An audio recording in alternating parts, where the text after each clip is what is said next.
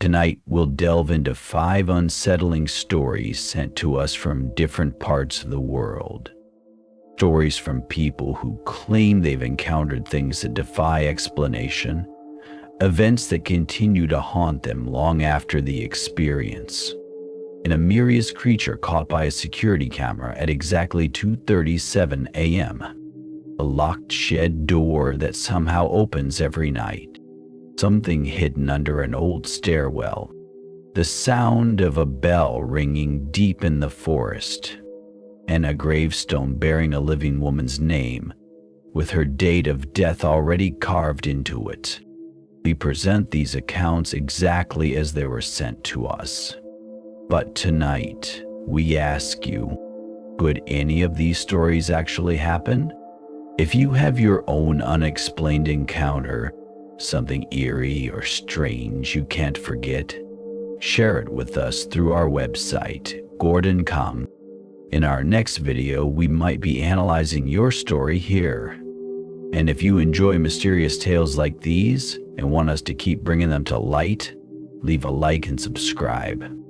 Your support means more than you know. Now, turn up the volume. Turn off the lights. And pay close attention to what you're about to hear. Could something this disturbing really happen the way they claim it did?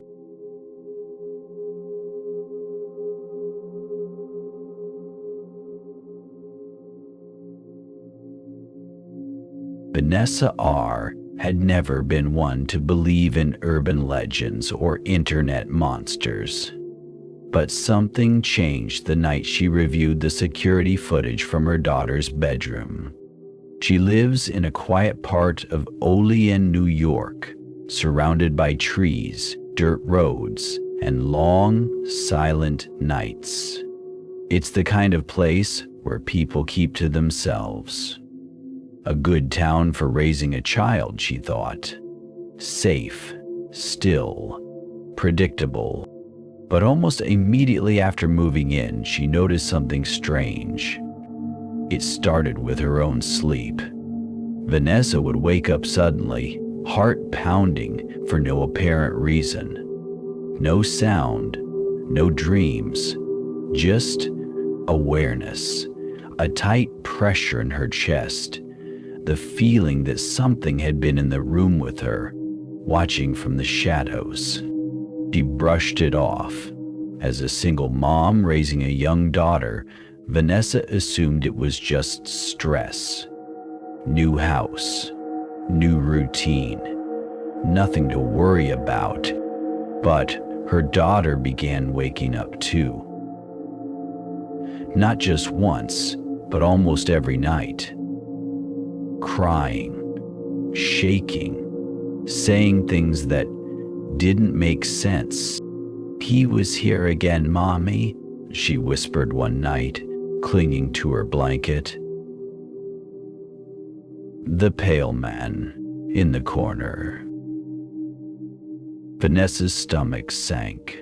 "What man?" she asked. The girl just pointed. Always to the same place, in the far corner of her room. Sometimes she would scream. Sometimes she would just sit upright in bed, eyes wide, completely still. Her behavior changed quickly. She became withdrawn, quiet, afraid of the dark, afraid to be alone. Still trying to stay grounded, Vanessa convinced herself that it was just her daughter's imagination, that maybe she had seen something online or had a bad dream. But deep down, something felt off. Desperate for answers, Vanessa installed a basic security camera in her daughter's room. Motion activated. Night vision. Nothing special, just enough to ease her own anxiety. The first 2 nights, nothing happened. But on the 3rd night, at exactly 2:37 a.m., her phone received a motion alert. Vanessa, half asleep, opened the app expecting to see her daughter turning in bed. There, in the corner of the room, was something. Not a shadow, not a trick of the light. Something crouched. Pale, hairless, thin limbs twisted into unnatural angles. Long fingers rested on the floor, and two large black eyes, reflecting the faint glow of the infrared camera, locked directly onto her sleeping daughter. Vanessa stared at the screen in disbelief, hands shaking. She blinked, refreshed the feed. The figure hadn't moved. It was just there, watching. She ran to her daughter's room, but by the time she arrived, nothing was there.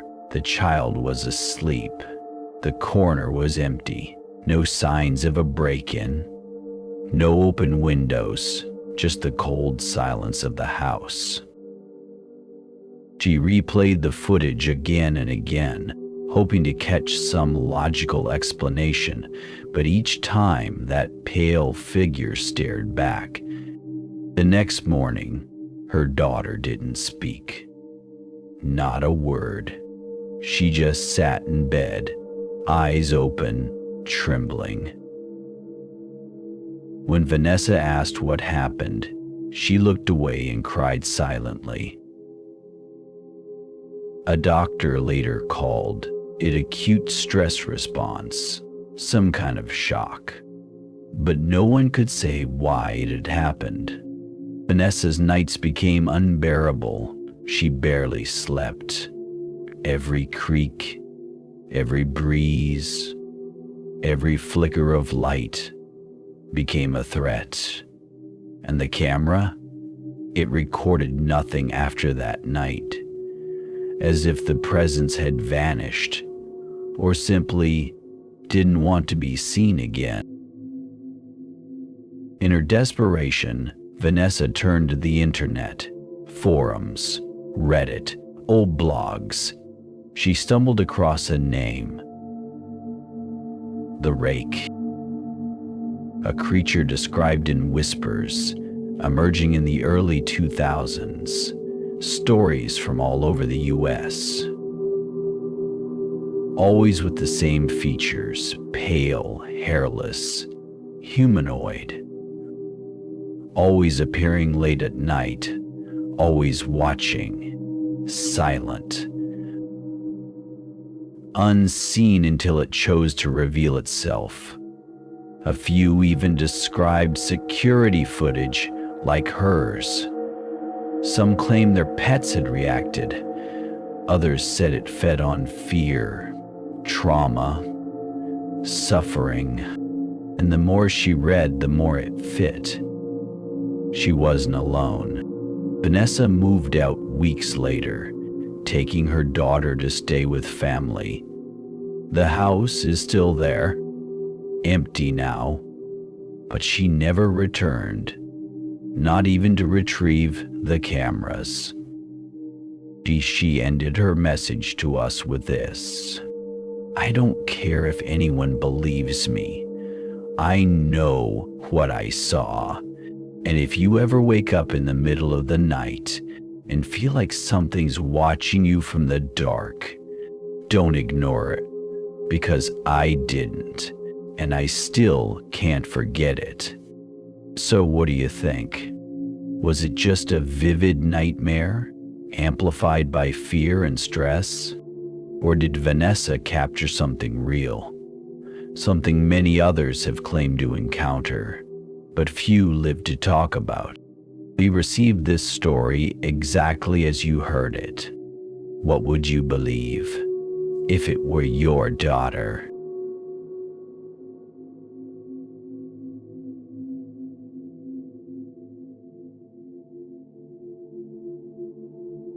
Angela L. from Manchester, England, describes herself as a rational woman, a teacher, a mother, the kind of person who keeps both feet on the ground. But what happened to her one rainy afternoon in late October still makes her question everything. It was the anniversary of her grandmother's passing. Like she did every year, Angela brought a small bouquet of lilies to Southern Cemetery, the largest burial ground in the city, and her grandmother's final resting place. The rain had been steady all morning, not a storm, just that gray, stubborn English drizzle that soaked everything without ever really falling hard. The cemetery was empty, silent except for the tapping of rain on her umbrella. She knew the path by heart, left at the main gate, past the statue with the broken wings, then a few rows in. But as she walked, her eyes were drawn to something unfamiliar, a new black granite headstone that hadn't been there the year before. And then she stopped breathing. Angela Louise Hartwell, born 11 March 1987, died 22 October 2023. Her full name, her birthday, and tomorrow's date listed as her death. At first she thought it was some twisted joke, but when she stepped closer, it didn't feel like a prank. The stone was aged, not freshly installed. The engraving wasn't shiny or new. It looked like it had been there for years. That's when she noticed her hands were empty. She had dropped the flowers somewhere along the path without realizing it. She didn't even remember doing it. Then, through the mist and the rain, she noticed something else. Across the row, maybe 30 feet away, stood a woman holding a black umbrella. Her coat was old-fashioned, long and dark. Her face partially hidden beneath the umbrella's rim. She wasn't visiting any grave, just standing there, watching. Angela couldn't explain it, but the moment she saw that woman, something inside her broke. She turned and left the cemetery in a daze, walked for nearly a mile in the rain, not even noticing she had left her car behind. Her mind was spinning, her legs weak. Only when she got home did she realize what she hadn't done. She never took a photo. She never wrote down the row or the section. She couldn't even remember exactly how she'd found it. And when she returned the next day, October 22nd, the headstone was gone. Not missing, not replaced, just not there. No sign of fresh soil. No sign it had ever existed. The area was filled with older stones, faded and weather-worn. None of them bore her name. She tried to tell people, her sister, her friends, even a cemetery staff member. No one believed her. They said it must have been a misunderstanding, a mix-up, her imagination. Maybe you were just tired, emotional. Grief can do strange things to the mind. But Angela knows what she saw, and she still remembers that name. Carved in stone, the cold air, the rain, and the woman with the umbrella standing so still as if waiting. She ended her message to us with a quiet confession. I wish I had taken the photo. I wish I could prove it, but something about that moment, I couldn't breathe. I couldn't think. And every year on October 21st, I still dream about her. The woman with the umbrella. I think she's still waiting. What did Angela see that day? Was it a twisted coincidence, a glimpse of something that slipped through? Or was it a warning meant for her, one she was lucky enough to outrun? We share this story exactly as it was received. What would you believe if you found your own name on a grave?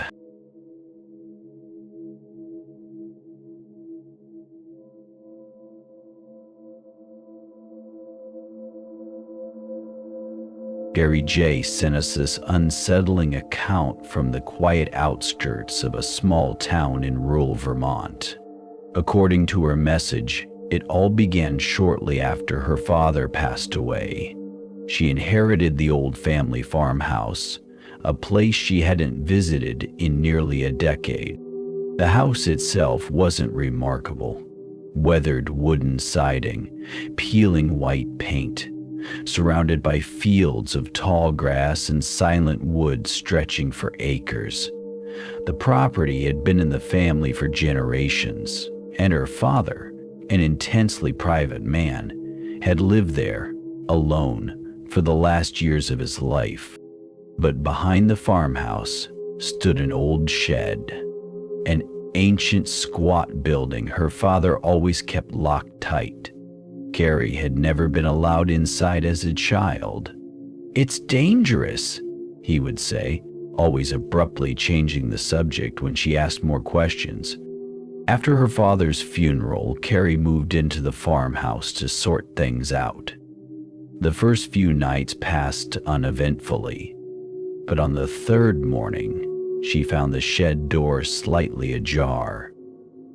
It had clearly been locked before she'd gone to bed. She distinctly remembered checking it. She searched inside, nervous but determined to find an explanation. Yet the shed was empty. Just dusty tools, cobwebs, and an old workbench. She convinced herself she'd simply forgotten to lock the door properly. But the next morning, the door was open again. Wider this time. And the morning after that, it swung fully open, as if someone or something had passed through during the night. Feeling deeply uneasy, Carrie decided to install a simple trail camera near the shed, hoping to catch whoever or whatever was coming and going. After setting it up, she anxiously went to bed, barely sleeping, awaiting answers. When morning came, the shed door was again fully open. Heart pounding, Carrie grabbed the camera, rushed back inside the house, and plugged the memory card into her laptop. There was footage, hours of grainy nighttime images showing nothing unusual. Then, just after 3 o'clock in the morning, the camera suddenly blurred. For nearly 10 seconds, it recorded nothing but static, and then silence. Carrie stared at the screen, confused, replaying the footage. But as she listened closely, a faint sound emerged beneath the static. Heavy, rasping breathing, as if something stood inches from the microphone. Then the footage resumed normal operation, the shed door now hanging loosely open.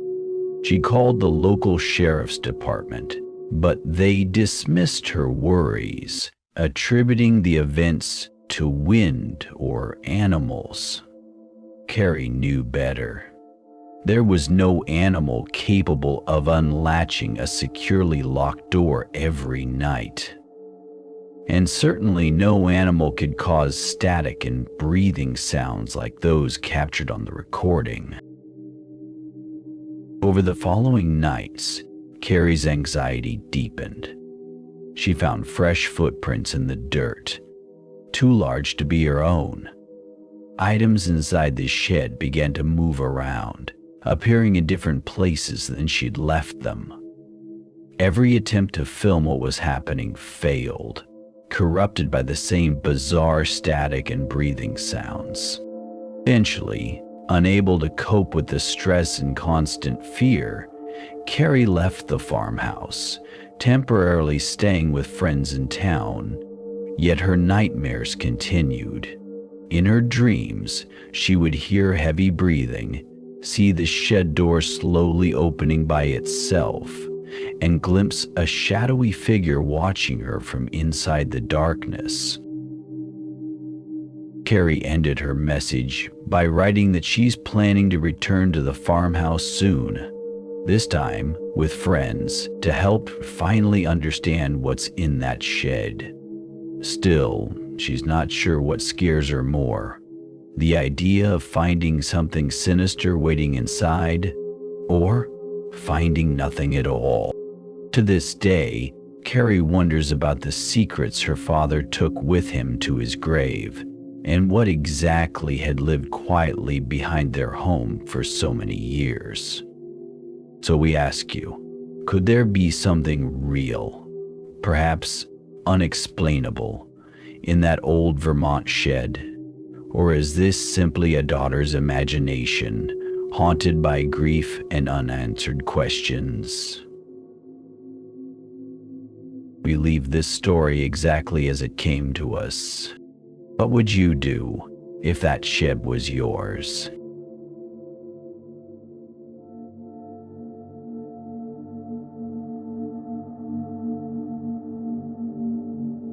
Marcus W., now in his late 30s, reached out to us from Birmingham, Alabama, not to share something recent, but to confess something that had haunted him since childhood. He said he never truly believed what he saw until he found proof. He grew up in a modest, single-story home with a short wooden staircase leading down to the basement. Like most basements, it had a particular smell, damp, earthy, and cold year-round. But for Marcus, it wasn't just the darkness that unsettled him. It was the space beneath the stairs. From the age of 6, he refused to go down there alone. He never had a clear reason, just a powerful, unshakable fear of the empty gap under those steps. His parents thought it was just childhood imagination. "There's nothing down there, Marcus," they'd say. But he knew. He felt. He began to rush up the steps every time he left the basement, terrified that something might reach out and grab his ankle. His parents laughed. So did his sister. Even he laughed sometimes, but the fear never left. He couldn't explain it. How every time he stepped near that stairwell, he felt watched. Not by someone, but by something. Then one afternoon, when he was 9 years old, Marcus was home alone. His parents had gone to visit a neighbor, and he stayed behind watching TV. A fuse blew during a thunderstorm. The lights went out, and he knew he had to go into the basement to reset the breaker. He stood at the top of the stairs for a long time, frozen. But eventually, gripping a flashlight, he descended slowly, step by step. He refused to look toward the hollow beneath the stairs. His breathing was loud. Every creak of the wood echoed. When he reached the bottom and opened the breaker panel, he froze again. His flashlight flickered, then went out completely. In the pitch-black silence, Marcus heard something. a slow scraping sound, like claws being dragged across cement. It was quiet, deliberate, coming from directly behind him. He didn't turn. He couldn't. He slammed the panel shut and bolted up the stairs, skipping 3 steps at a time. As he reached the top, he dared a glance behind him. There was nothing. But for years afterward, he avoided that basement. Even as a teenager, even as an adult when visiting home, the fear became just another childhood memory, buried but not forgotten. That is, until just a few months ago. His parents had since passed, and Marcus returned to the house to clean it out and prepare it for sale. It was his first time back inside in over a decade. The house looked smaller now, old, dusty, but the basement? It still smelled the same. And the moment he stood at the top of the stairs, the fear came rushing back like a wave. He told himself he was being ridiculous. He turned on every light and forced himself to go down. Nothing happened. The breaker was still there. The shelves still held old paint cans and broken tools. He even walked slowly past the underside of the stairs. It was just a hollow space, full of cobwebs and dust. But as he began sweeping the floor near the bottom step, his broom caught on something. He bent down. There, half buried under debris, were 3 long, curved objects. They looked like pieces of twisted plastic, yellowed with age. At first, he didn't understand. Then he picked one up. It was a claw. Real, bone-like, light, sharp, and old. And there were more scattered among the dirt, like broken teeth.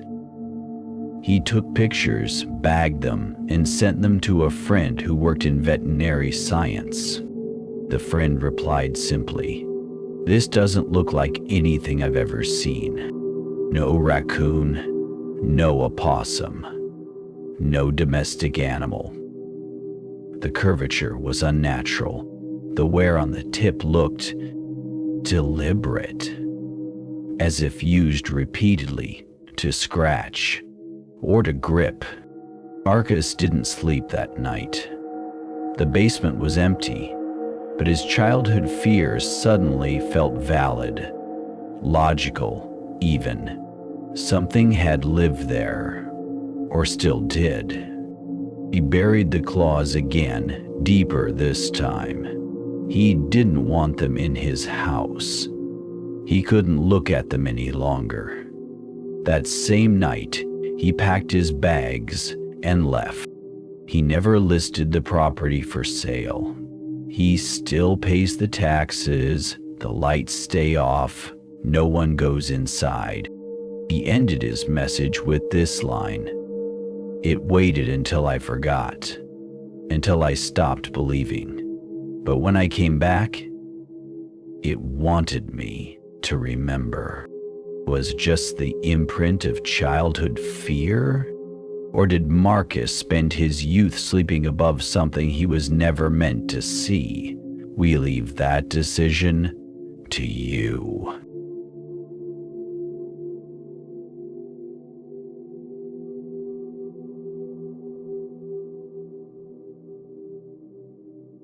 Troy D. lives in a small town in Washington state, not far from the Olympic Peninsula. He describes himself as a skeptic, someone who doesn't scare easily. But what happened during a camping trip with friends changed the way he sees the woods and what might live just beyond them. He sent us this message with the subject line, "Something rang that bell." It happened in the summer of 2015. Troy and 3 close friends had decided to spend a long weekend camping deep in the national forest. They wanted distance from everything, no phones, no towns, no artificial noise, Just tents, a fire pit, and the sound of the wild. They chose a spot near a narrow hiking trail that hadn't been maintained in years. The trees were tall and dense, casting long shadows even during the day. Just beyond their campsite, about 30 yards out, was a tree line that sloped downward into deeper, darker woods. From where they sat, it looked like a wall of pine. The first night passed uneventfully. They cooked, laughed, shared stories. But just before 2 a.m., Troy woke up to a strange sound. It was faint, distant, but unmistakable. A bell. A small metallic ringing. Just a single chime. He sat up inside his tent, listening closely. After about a minute, it rang again. Then again. Always the same. One clear note, as if someone was gently tapping a hanging bell with a metal rod. Not frantic, not random, almost rhythmic. He figured maybe it was wind against something old in the trees, a rusted wind chime or a piece of metal left behind by hunters. He didn't mention it to the others in the morning. But the next night, it happened again, only this time, his friends heard it too. They all sat upright in their tents, unzipped the flaps, and listened. Same pace, same pitch, coming from deep in the woods, always from the same direction. None of them spoke for a long moment. Then someone whispered, "Why would there be a bell out here?" They decided to investigate in the daylight. The next morning, they walked toward the tree line with a flashlight and a GPS app running, just in case. As they entered the woods, the air felt colder. The sunlight struggled to break through the canopy. About 100 yards in, they saw something strange. Half buried in the moss and undergrowth was a small wooden post. Rotted and splintered, clearly very old. Attached to it was a thin, rusted chain, and at the end of the chain, swaying lightly in the breeze, was a brass bell. No markings, no rope or clapper, just the shell of a bell, hollow and forgotten. But that wasn't the worst part. Below the post was a structure. Hidden under vines and layers of moss, there was the outline of an old wooden frame, like the remains of a shed or a small shack. Barely standing, its roof had collapsed, but you could still see the corners, the slats in the walls. It had no door. Troy stepped closer and saw carvings on one of the remaining beams. Deep vertical notches gouged into the wood by something sharp. At first they looked random, until he counted them. Dozens of them, grouped in sets of 5, like someone had been keeping track of something. Suddenly, one of his friends pointed out that the bell was moving. No wind, no sound, just a slow, deliberate sway, as if someone had just let go of it. They didn't stay long after that. They returned to camp, packed their things, and left a day early. No one said it aloud, but they all agreed. Something about that place wasn't right. Later that year, Troy tried to find records of a structure being built out there. A hunting cabin, a ranger post, anything. But nothing came up. He even contacted a local park ranger. The man told him there had been some private land claims back in the 1100s and had a few through the 1600s, but most were abandoned. He didn't know of any cabins in that direction. When Troy showed him the photo of the bell, the ranger just stared. If you heard it ringing, the ranger said slowly. You shouldn't have gone near it. Troy ended his email with this line. I don't know what it was. I don't care if it was wind or ghosts or just my imagination, but I'll never forget that sound, that perfect little ting, echoing in a place no one should be. Some places are forgotten for a reason. Some sounds were never meant to be followed. We share this story just as it was received. Do you believe something was calling from the trees?